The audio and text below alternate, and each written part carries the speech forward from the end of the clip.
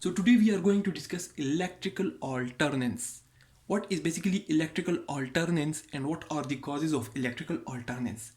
Electrical alternans is basically partial intraventricular block every other heartbeat.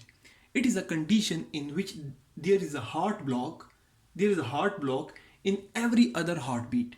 Normally, when the heart is beating in a normal rhythm, there is normal appearance of the QRS complex on the ECG due to normal heartbeat.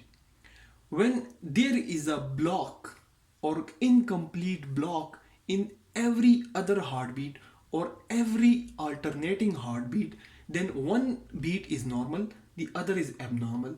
One is normal, the other is abnormal.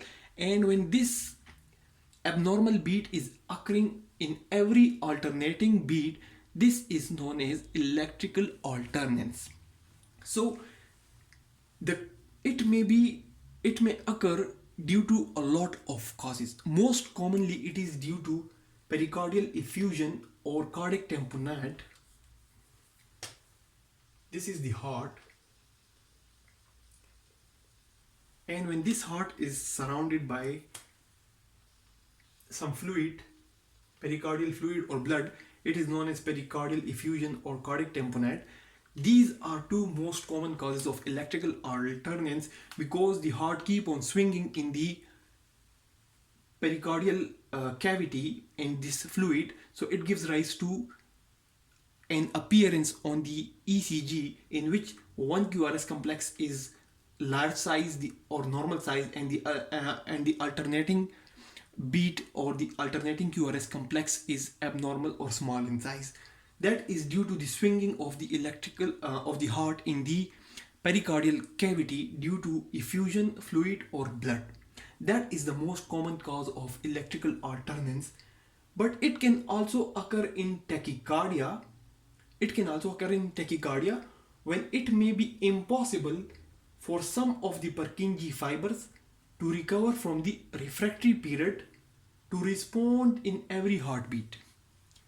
Normally, when the heart is beating normally, impulses are generated in the SA node, they are conducted into the AV node, and from the AV node they goes into the through the bundle of His into the Purkinje fibers. And once an impulse has been conducted, there is a small period of time known as the refractory period in which this pathway cannot be excited again, and that period is known as refractory period. But when the impulses are occurring quickly due to tachycardia, due to increased heart rate, this Purkinje fibers may not have enough time to recover from the refractory period, from the dead period, from the period in which it cannot work, from the period in which it cannot conduct an impulse. This leads to an improper conduction of the electrical impulse, and it leads to an abnormal appearing QRS complex on the ECG strip. So one impulse get conducted properly, but the subsequent or the alternating impulse cannot properly be conducted due to the refractory period, and that leads to an appearance on the ECG paper with normal QRS complexes followed by abnormal QRS complexes or small QRS complexes. That is the tachycardia. That's one cause of electrical alternance. This electrical alternance can also occur in conditions like pericardial effusion or the cardiac tamponade, which we discussed, and it can also be seen in ischemia or digitalis toxicity. All those conditions which can depress or which can decrease the electrical activity or the function of these electrical conducting fibers of the heart, it can lead to electrical alternance, because in ischemia, when the proper oxygen supply will not be occurring to the conducting system, or due to digitalis toxicity, which will cause a lot of vagal stimulation, and a lot of vagus nerve stimulation will cause depression of these conducting fibers, This will also lead to intraventricular block at the level of bundle of His or block at the level of Purkinje fibers, and these conditions can in turn lead to electrical alternance. And on the ECG strip, the QRS complexes will occur in such a way that one normal complex may be followed by an abnormal appearing QRS complex in every alternating heartbeat.